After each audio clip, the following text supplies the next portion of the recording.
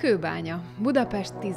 kerülete, ipari múlt, pezsgő jelen. A mai napig működő 1862-ben alapított kőbányai sörgyár Magyarország egyik legnagyobb és legismertebb sörgyártó vállalata. A Richter Gedeon gyógyszergyár 1901-ben alakult, a magyar gyógyszeripar úttörőjévé vált. De ki gondolná, hogy ez a hely a magyar repülés szülőföldje is? Egy kerület, amely a földből kitermelt kövekről kapta a nevét, hamarosan az eget is meghódítja. Kőbánya a 19. század végén már jól ismert volt ipari létesítményeiről, bányáiról. Az ipar virágzott, ahol a földből származó értékek és az emberi találékonyság egyesült. A 20. század elején valami új volt a levegőben, szó szerint. A technika fejlődése új álmokat szült, és ezek az álmok magasabbra törtek, mint bármikor korábban.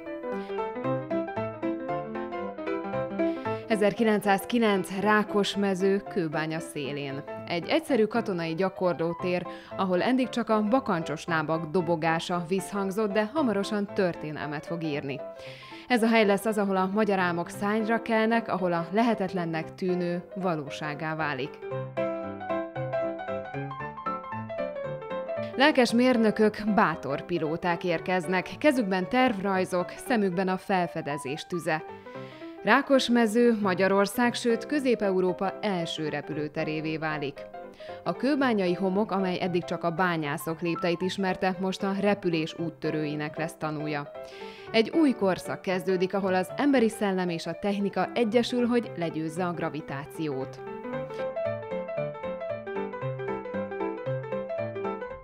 A kezdet nehéz, sok a baleset, még több a kudarc, törött szárnyak, összetört remények, de a kőbányai szellem erős, akár a helyi kőbányákból kitermelt kő. Nem adják fel. Minden bukdácsoló gép, minden összetört szárny, csak további motiváció. A kudarcok nem eltántorítják, hanem inspirálják őket, mert tudják, hogy minden sikertelen kísérlet egy lépéssel közelebb visz az álom megvalósulásához.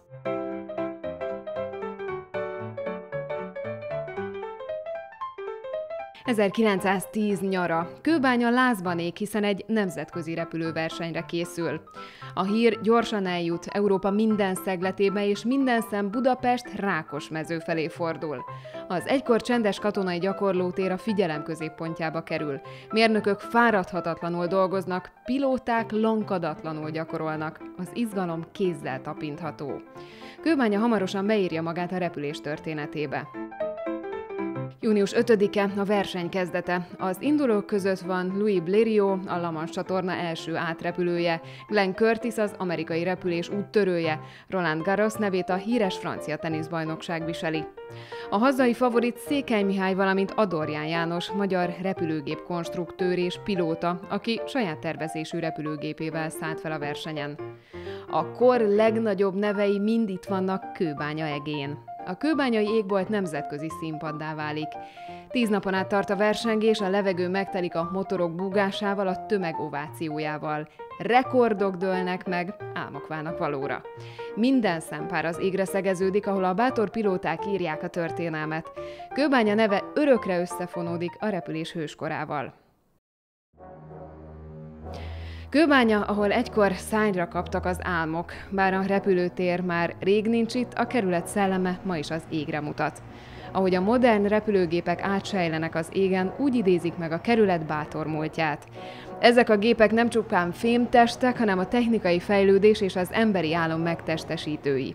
A Gépmadár utca, a repülőtéri út, a Rákosmezei repülőtér emléktábla vagy a magyar repülés úttörőinek emlékműve az Örs vezértérnél mind-mind őrzik a dicső múlt emlékét. Kőbánya örökre a magyar repülés bölcsője marad. Egy hely, ahol a lehetetlen lehetségessé vált, ahol az álmok szárnyra keltek, és ahol a magyar szellem bebizonyította, nincs olyan magasság, amit el ne érhetnénk.